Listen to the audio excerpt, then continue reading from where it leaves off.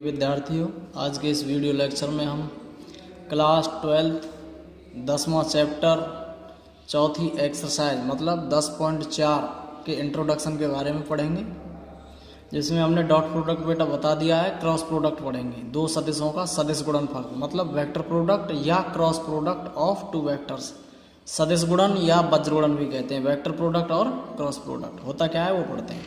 दो सदिश हैं, दो सदिशों वेक्टर ए व बी का सदिश गुणनफल वह सदिश है जिसका परिमाण दोनों सदिशों के परिमाण तथा उनके बीच के कोण के साइन मतलब ज्या के गुणनफल के समान होता है, तथा जिसकी दिशा दोनों दिए गए सदिशों के लंबवत होती है। सदिश गुणन को ए क्रॉस बी से निरूपित करते हैं। दोबारा सुने, दो वेक्टर ए और बी दे रखे हैं, दोनों वेक्टरों का सदिश गुणन जो आएगा मतलब ए क्रॉस बी जो आएगा, दोनों वेक्टरों के परिमाण और उन दोनों के बीच जो कोण बना है उस कोण की ज्या के समान होता है। कहने का मतलब ये है कि ए क्रॉस बी बराबर क्या आता है कि ए क्रॉस बी बराबर आता है modulus A into modulus B sine theta N cap. जैसे यहाँ समझें, दो सदिश हैं, एक वेक्टर ए और एक वेक्टर बी।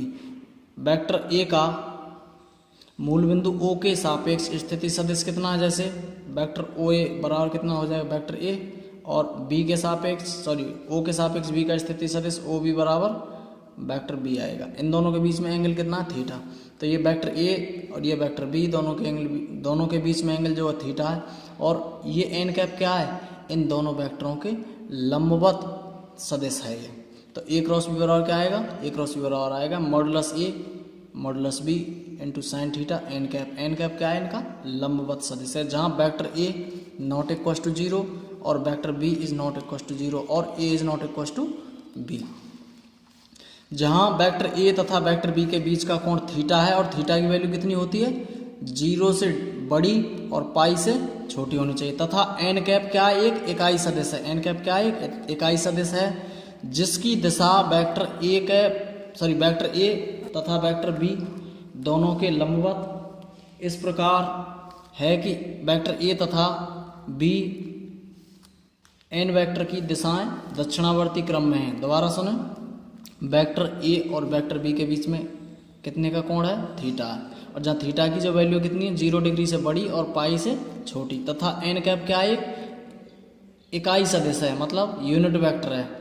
और कैसा यूनिट वेक्टर है, दोनों वेक्टर ए और बी इन दोनों के लंबवत इकाई सदिश है, और जिसकी दिशा कितनी है, वेक्टर ए तथा वेक्टर बी दोनों के लंबवत इस प्रकार है कि वेक्टर ए बी तथा वेक्टर एन कैप की दिशाएं दक्षिणावर्ती क्रम में हैं, अर्थात ए बी तथा एन कैप एक दक्षिणावर्ती पद्धति को निरूपित करते हैं। जिससे यह तात्पर्य है कि जब किसी पेंच मतलब स्क्रू जो होता है, स्क्रू जानते हैं, जैसे कोई वो होती है स्क्रू होती है जो पेंच होती है, उसे कसेंगे किसी उसमें मेज वगैरह में, तो इस हिसाब से उसकी दिशा होती है जब उसे खींचते हैं, तो ये स्थिति होती है उसकी।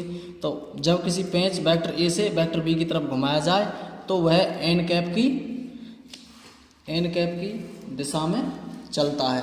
जैसे यहाँ पेंच की स्थिति दर्शाई गई है, ये वेक्टर ए है, ये वेक्टर बी है, दो वेक्टर हैं ये इन दोनों के घूमने की प्रक्रिया है दक्षिणावर्ती। दक्षिणावर्ती का मतलब क्या है, ऐसे घड़ी की विपरीत दिशा में ऐसे घूमना।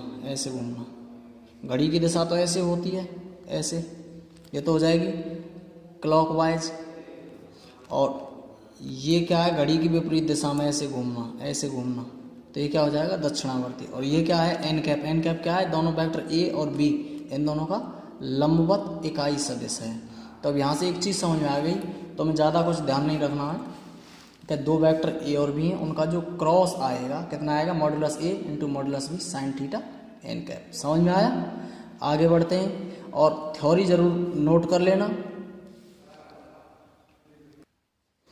यदि वेक्टर ए इक्वल टू 0 तथा वेक्टर बी इक्वल टू 0 तब थीटा परिभाषित नहीं होता है। क्यों नहीं परिभाषित होता है, क्योंकि वेक्टर ए क्रॉस बी बराबर क्या होता है बेटा, ए क्रॉस बी बराबर होता है modulus A B sine theta N cap होता है। कि जब ए बराबर 0 हो और बी बराबर भी 0 हो तो मॉडुलस ए भी 0 हो जाएगा, मॉडुलस बी भी 0 हो जाएगा, तो थीटा यहाँ परिभाषित नहीं हो पाएगा, और इस स्थिति में ए क्रॉस बी बराबर क्या हो जाएगा, 0 हो जाएगा। तो ए क्रॉस बी एक कैसी है, सदिश राशि है, इसलिए इसे सदिश गुणन भी कहते हैं तथा इसे सदिशों के बीच क्रॉस का निशान लगाकर प्रदर्शित करते हैं। इसे वज्र गुणन भी कहते हैं। समझ में आया? सबसे पहले एक ये बात बताइए, इसमें बस एक चीज़ ध्यान रखना है कि दो वेक्टरों का जो क्रॉस प्रोडक्ट होता है, ए क्रॉस बी बराबर होता है modulus A B sine theta N cap. अगला आया सदिश गुणन के गुणधर्म। सदिश गुणन के गुणधर्म क्या क्या होते हैं वो देखते हैं। पहला क्या है कि सदिश गुणन क्रम विनिमय नहीं होता है। क्या है? सदिश गुणन क्रम विनिमय नहीं होता है। जो क्रॉस प्रोडक्ट होता है वो क्रम विनिमय नियम का पालन नहीं करता है। जो डॉट प्रोडक्ट था मतलब अदिश गुणन था वो क्रम विनिमय नियम का पालन करता है। यानी कि वहाँ हम लिख सकते थे कि ए डॉट बी बराबर बी डॉट ए लिख सकते थे, अर्थात ए क्रॉस बी बराबर B cross A cross B बराबर बी क्रॉस ए। तो यहाँ मैंने लिखा है कि मॉडुलस ए क्रॉस बी तथा मॉडुलस बी क्रॉस ए समान है। मतलब इनके जो परिमाण आएंगे बेटा वो समान आएंगे, लेकिन इनकी जो दिशाएं होंगी वो विपरीत होंगी। मतलब A cross B B cross A के तो बराबर आ जाएगा, लेकिन इनकी जो दिशाएं आएंगी कैसे आएंगी? विपरीत आएंगी। मतलब ए क्रॉस बी का जब हम गुणा करेंगे यहाँ तो सपोज दैट पॉजिटिव चिन्ह आएंगे, और बी क्रॉस ए जब करेंगे तो वहाँ नेगेटिव चिन्ह आएंगे, यानी कि उनकी डायरेक्शन में फर्क आएगा। इसलिए सदिश गुणन क्रम विनिमय नियम का पालन नहीं करता है। समझ में आया? दूसरा है सदिश वेक्टर ए तथा वेक्टर बी के बीच यदि कोण थीटा है, मतलब वेक्टर ए और बी इन दोनों के बीच का कोण थीटा है, तो ए क्रॉस बी बराबर क्या आएगा? ए क्रॉस बी का मॉडुलस बराबर आएगा modulus A into modulus B sine theta N cap का मॉडुलस। अतः दो सदिशों के बीच का कोण थीटा बराबर थीटा है तो क्या हो जाएगा? यदि दो वेक्टर ए और बी हैं उनके बीच का कोण थीटा है तो क्या हो जाएगा? तो साइन थीटा बराबर कितना हो जाएगा? मॉडुलस ए क्रॉस बी बट्टे modulus A into modulus B, जहाँ मॉडुलस एन कैप बराबर 1 होता है, क्योंकि एन कैप क्या है बेटा? एक यूनिट वेक्टर है। यूनिट वेक्टर का मान कितना होता है? 1 होता है। यूनिट वेक्टर बोले या एकांक सदिश बोले या मात्रक सदिश। समझ में आया? तो साइन थीटा बराबर क्या होता है? मॉडुलस ए क्रॉस बी बट्टे modulus A into modulus B. अब दो बातें ध्यान रखनी है अब तुम्हें, दो वेक्टरों का क्रॉस प्रोडक्ट और उन दोनों के बीच का एंगल। समझ में आया? आगे बढ़ते हैं। जितनी इंपॉर्टेंट बातें होंगी वो साथ ही साथ बताता जाऊंगा, जिससे चैप्टर में पढ़ने में कोई भी दिक्कत ना हो। तो एक तो क्रॉस प्रोडक्ट आना चाहिए आपसे इस एक्सरसाइज में, और इन दोनों के बीच का एंगल आना चाहिए। अब ये इनका क्रम दिया है मैंने, जैसे तीन वेक्टर हैं कौन कौन से? आई कैप जे कैप के कैप। कौन से क्रम में होते हैं? ये एक साइक्लिक ऑर्डर में होते हैं। कौन से ऑर्डर में होते हैं? साइक्लिक ऑर्डर में होते हैं, चक्रीय व्यंजक के रूप में सेम होते हैं। जैसे आई के बाद क्या आएगा? जे के बाद क्या आएगा? के के बाद आई के बाद जे, ये इसी क्रम में घूमता रहेगा। जैसे एक्स एक्सिस के जो अलोंग जो दिशा होती है आई कैप होती है, वाई एक्सिस के अलोंग जो दिशा होती है जे कैप होती है। मतलब एक्स एक्सिस के अलोंग जो यूनिट वेक्टर होता है आई कैप, वाई एक्सिस के अलोंग जो यूनिट वेक्टर होता है जे कैप, और जेड एक्सिस के अलोंग जो यूनिट वेक्टर होता है के कैप होता है। यदि थीटा बराबर π/2 है, अर्थात यदि सदिश परस्पर लंब हैं, यानी दोनों वेक्टर कैसे हैं? परस्पर लंब हैं, तब क्या हो जाएगा? ए क्रॉस बी बराबर modulus A modulus B sine theta N cap, modulus A modulus B sine π/2 into N cap, क्योंकि थीटा की वैल्यू कितनी दे रखी है? π/2। तो ए क्रॉस बी बराबर कितना हो जाएगा? Modulus A B modulus B into N cap, क्योंकि साइन π/2 की वैल्यू कितनी होती है? 1 होती है। समझ में आया? आगे बढ़ते हैं। क्योंकि इतना तो पता है आपको, जैसे ये होते हैं एक्सेस हैं, 3D एक्सेस हैं, 3D प्लेन है। ये एक्स एक्सिस होती है, वाई एक्सिस, और ये जेड एक्सिस। एक्स एक्सिस की जो दिशा में जो होता है आई कैप, वाई के में जे और जेड के में के। तो बेटा ये तीनों म्यूचुअली परपेंडिकुलर होते हैं, मतलब तीनों परस्पर लंबवत होते हैं। आई और जे के बीच में 90 डिग्री का, जे और के बीच में 90 डिग्री का, और के और आई के बीच में 90 डिग्री। इनकी जो दिशा होती है ऐसे होती है। सपोज दैट इसे आई दे दें, इसे जे दे दें, इसे के दे दें, तो इसके और इसके बीच में 90 डिग्री का बनेगा, और इसके और इसके बीच में 90 डिग्री का बनेगा, और ऐसे ही इनके बीच में 90 डिग्री का बनेगा। समझ में आया? तो आई क्रॉस जे निकालना हमें। आई क्रॉस जे बराबर क्या हो जाएगा? फॉर्मूला अभी बताया। ए क्रॉस बी का क्या होता है? ए क्रॉस बी का होता है modulus A into modulus B sine theta N cap. ऐसे ही आई क्रॉस जे बराबर क्या हो जाएगा? Modulus I modulus J into sine π/2 हो जाएगा, क्योंकि आई और जे के बीच में π/2 एंगल होता है। π/2 इंटू के कैप। के कैप क्यों लिया? यहाँ एन कैप होता है। के कैप इस वजह से लिया है क्योंकि आई और जे के लंबवत क्या है? के है। समझ में आया? ये भी यूनिट वेक्टर है, ये भी यूनिट वेक्टर, मतलब इसका परिमाण 1 होगा, इसका भी परिमाण 1 होगा। ये साइन π/2 का मान 1 होगा, तो क्या हो जाएगा? केवल के कैप आएगा। तो यहाँ से क्या कह सकते हैं? आई क्रॉस जे बराबर क्या आएगा? के आएगा। ऐसे ही आई क्रॉस जे बराबर के, या हम ऐसे भी लिख सकते हैं कि माइनस के जे क्रॉस के, मतलब यहाँ से हम इसे ऐसे नहीं लिख सकते कि के क्रॉस माइनस जे, इसे केवल यही लिखेंगे माइनस जे क्रॉस के, क्योंकि इनका ऑर्डर बदल जाएगा इसमें। और हमने बता दिया है कि जो क्रॉस प्रोडक्ट होता है क्रमनिर्णय नियम का पालन नहीं करता है। तो आई क्रॉस जे बराबर के हो जाएगा या माइनस जे क्रॉस के बराबर के। ऐसे ही जे क्रॉस के बराबर आई हो जाएगा, के क्रॉस आई बराबर जे हो जाएगा। अगला है सदिश गुणन पर अदिश राशि का गुणन साहचर्य होता है।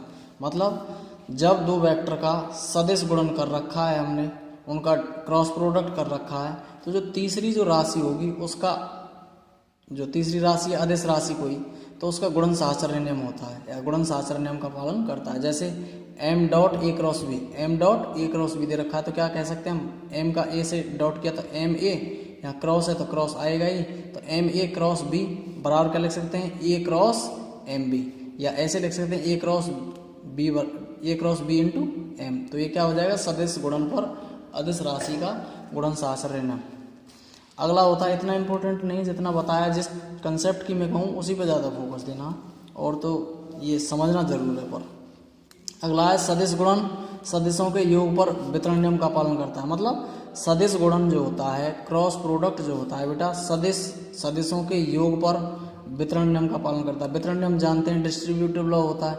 जैसे ए क्रॉस बी प्लस सी सदिश गुणन हो गया, और ये किन किन पे, दो सदिशों के योग पर वितरण नियम। तो ए क्रॉस बी प्लस सी क्या हो जाएगा, ए क्रॉस बी, पहले ए का बी के साथ क्रॉस, फिर प्लस का चिन्ह, फिर ए का सी के साथ क्रॉस, तो A cross B plus A cross C. तथा B plus C cross A दे रखा है, तो इसे क्या करेंगे, पहले बी का ए के साथ, तो B cross A plus plus, फिर सी का ए के साथ, तो सी क्रॉस ए। समझ में आया। अगला, दो समांतर सदिशों का सदिश गुणन शून्य होता है।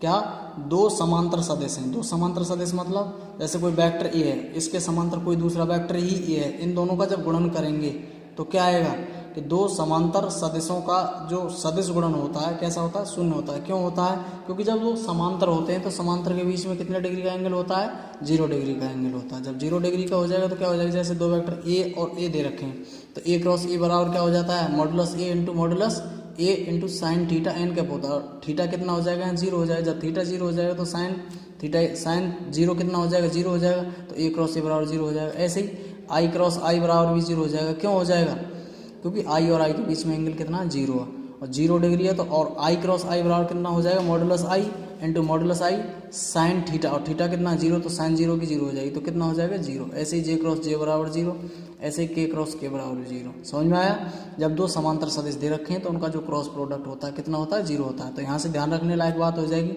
डॉट प्रोडक्ट में तो हमने बताया था कि आई डॉट आई बराबर कितना होता है 1, जे डॉट जे बराबर 1 और के डॉट के बराबर 1। यहाँ ये बात ध्यान रखनी है कि आई क्रॉस आई बराबर 0 हो जाएगा, जे क्रॉस जे बराबर भी 0 हो जाएगा, और के क्रॉस के बराबर भी 0 हो जाएगा, क्योंकि इन दोनों के बीच में एंगल 0 है और साइन 0 0 देता है। समझ में आया। आगे बढ़ते हैं, सदिश गुणन। सदिश गुणन क्या, सदिश गुणन जब सदिश लंब घटकों के रूप में दिए गए हों। मतलब इसका एक डेरिवेशन और करना है कि सदिश गुणन मतलब इनका जो क्रॉस प्रोडक्ट होता है जब सदिश लंब घटकों के रूप में दिया गया है। दोबारा समझा देता हूँ बेटा, दो वेक्टरों का क्रॉस प्रोडक्ट और प्रूव करना है हमें। क्रॉस प्रोडक्ट होता क्या है, जब सदिश लंब घटकों के रूप में दिया है। जैसे माना वेक्टर ए बराबर क्या दिया है बेटा, a1 आई कैप प्लस a2 जे कैप प्लस a3 के कैप, और वेक्टर बी बराबर दिया है b1 आई कैप प्लस b2 जे कैप प्लस b3 के कैप दिया है।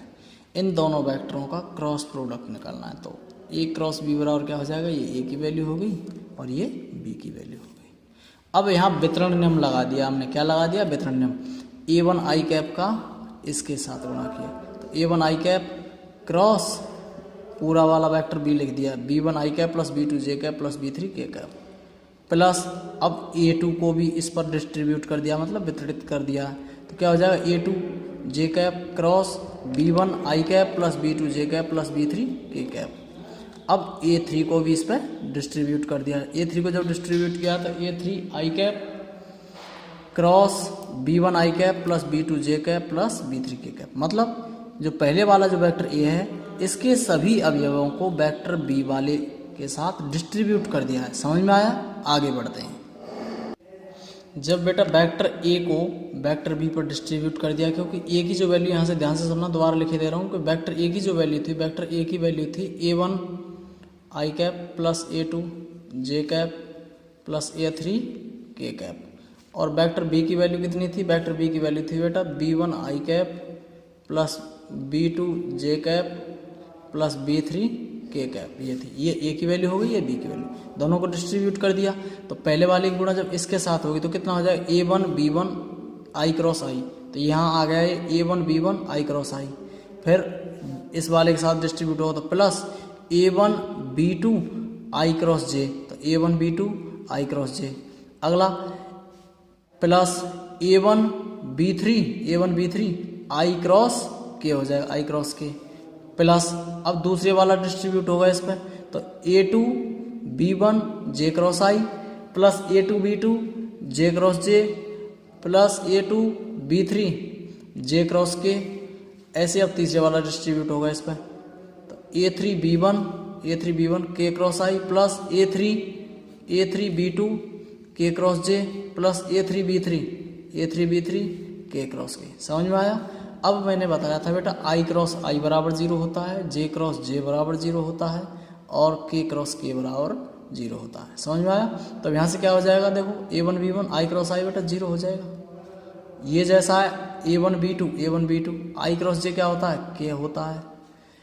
a1 b3 और i क्रॉस k क्या होता है, i क्रॉस k क्या होता है, माइनस j हो जाएगा। क्यों होता है, यहाँ ये भी बताया था मैंने, इनकी जो दिशाएं होती हैं ऐसे होती हैं। यहाँ थोड़ा साफ नहीं दिख रहा होगा, कोई दिक्कत नहीं, बोलूँगा मैं। यहाँ i हो गया, ये j हो गया और ये k हो गया। बेटा i के बाद j आना चाहिए, j के बाद k के बाद i। अगर k के बाद i आ रहा है या इनका ऑर्डर जैसे ही मिसमैच हो रहा है, जैसे k से j की तरफ चला गया है, तो बेटा माइनस i आएगा। अगर ऐसे आता k क्रॉस i तब j आता, समझे? तो यहाँ क्या आएगा, माइनस के j प्लस a2 b1। अब ये j क्रॉस i हो गया है, मतलब इसका ऑर्डर चेंज हो गया। अगर i क्रॉस j होता तब तो क्या आ जाता, तो यहाँ क्या आएगा, j क्रॉस i हो गया तो ऑर्डर चेंज हो रहा है तो माइनस के आएगा। यहाँ j क्रॉस j 0 प्लस कौन सा a2 b3 j cross k, j मतलब j के बाद k के बाद क्या आएगा, i आएगा, प्लस a3 b1 तो कितना होगा, k क्रॉस i क्या हो जाएगा, j हो जाएगा, प्लस a3 b2 तो k क्रॉस j है तो क्या आएगा, यहाँ माइनस i आएगा, क्योंकि j के बाद अगर k होता तब तो ऑर्डर ठीक होता, लेकिन यहाँ ऑर्डर बदल रहा है, k के बाद j आ रहा है तो ऑर्डर बदल रहा है तो माइनस आएगा, ऑर्डर बदलने की वजह से। a3 b3 है और k क्रॉस k क्या हो जाएगा बेटा, 0 हो जाएगा। समझ में आया? अब इनको सेपरेट किया है हमने, क्या किया है, सेपरेट किया है। कैसे सेपरेट किया है कि i वालों को एक साथ रख लिया है, j वालों को एक साथ रख लिया और k वालों को एक साथ रख लिया है। i वालों को देखना, a2 b3 i और a3 b2 ये माइनस i, तो i कॉमन लिया तो क्या हो जाएगा, a2 b3 minus a3 b2 plus ऐसे यहाँ से किया, j वालों को कॉमन ले लिया, j वालों को देख लेना तो कितना आएगा, a3 b1 minus a1 b3 plus ऐसे k वालों को देखो, ये रहे k वाले ये रहे ये और ये, तो क्या हो जाएगा, इसमें हो जाएगा a1 b2 minus a2 b1। समझ में आया? अतः a क्रॉस b बराबर क्या लिख सकते हैं, हम इसे डिटर्मिनेंट के रूप में लिख सकते हैं बेटा कि i j k यहाँ लिख दिए और a1 a2 a3 b1 b2 b3, क्योंकि जैसे ही इसका विस्तार करेंगे बेटा हमको दिए मिलने वाला है। समझ में आया या नहीं आया? तो अब चीज़ ध्यान रखनी है आपको कि 3 चीज़ें बता दी मैंने। a क्रॉस b बराबर क्या होता है, a क्रॉस b बराबर होता है बेटा modulus a into modulus b sine theta N cap. दूसरा बताया दोनों के बीच में एंगल ज्ञात करना, तो साइन थीटा बराबर क्या हो जाता है, साइन थीटा बराबर हो जाता है मॉडुलस a क्रॉस b बट्टे modulus a into modulus b। तीसरा कंसेप्ट बताया a क्रॉस b बराबर क्या होता है, जब उनका गुणा निकालना है तो डिटर्मिनेंट में i cap j cap k cap, अपन इसके नीचे क्या क्या लिख देंगे, दूसरी रो में क्या हो जाएगा a1 a2 a3 और तीसरी रो में b1 b2 b3। समझ में आया? इनका विस्तार करेंगे तो ये आएगा, यही इसका प्रूफ है। समझ में आना चाहिए ठीक से। अगर फिर भी समझ में नहीं आता है तो आप कमेंट जरूर करें, ठीक है, और नोट जरूर कर लिया करें। सभी क्वेश्चन ऐसे ही मिलेंगे आपको। अगला है त्रिभुज का क्षेत्रफल। त्रिभुज का क्षेत्रफल क्या होता है, वेक्टर रूप में निकाल रहे हैं सभी को। माना त्रिभुज ABC है, माना त्रिभुज ABC है कोई जिसकी भुजाएं AB तथा AC हैं, ये रही ए बी भुजा जिसका स्थिति सदिश वेक्टर ए, ये रही भुजा ए सी जिसका स्थिति सदिश वेक्टर बी है। और दोनों कैसी भुजाएं ए बी और ए सी आसन्न भुजाएं। तो ए बी के समांतर क्या है सी ई है और ए सी के समांतर हमने रचना की है बी ई की। तो यहाँ देखना यहाँ क्या बताया है कि सी ई समांतर ए बी के है, ये सी ई समांतर किसके ए बी के और बी ई समांतर किसके ए सी के।